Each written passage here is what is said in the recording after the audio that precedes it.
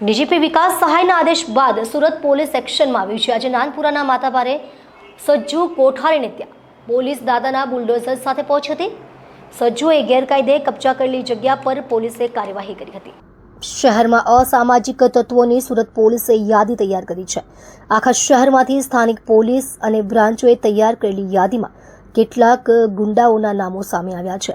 આ અસામાજિક તત્વો હાલમાં ગુનાખોરી કરે છે કે કેમ તે બાબતે પોલીસ તપાસ કરશે। સાથે આવા ગુનેગારોને પોલીસ સ્ટેશને બોલાવી ગુનો ન કરે તે માટે જરૂરી સૂચનો આપશે।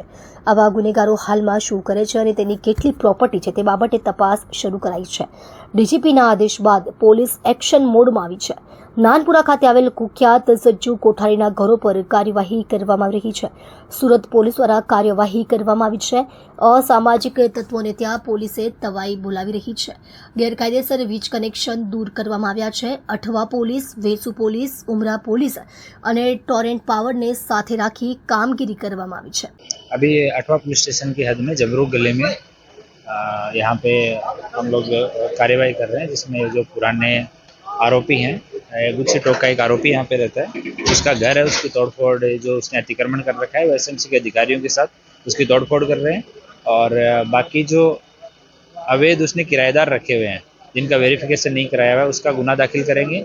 और इस तरह के जितने भी आपराधिक तत्व हैं जिन्होंने इस तरह से प्रॉपर्टी बना रखी है, उसमें किराएदार छोड़ रखे हैं, जहाँ से रेवेन्यू आ रहा है उनके पास में, वो सब पे हम लोग कार्यवाही कर रहे हैं। और अभी ये जितना अतिक्रमण है उसको तोड़ा जाएगा।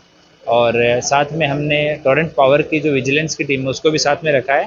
तो ये लोग बिजली चोरी करके और अवैध तरीके से खुद भी चोरी की हुई बिजली यूज करते हैं और अपने आसपास अपना प्रभाव वाले क्षेत्र में भी वो बिजली है वो उसको यूज करवाते हैं। तो अभी यहाँ पे हम लोग जमरूक गली में कार्रवाई चल रही है।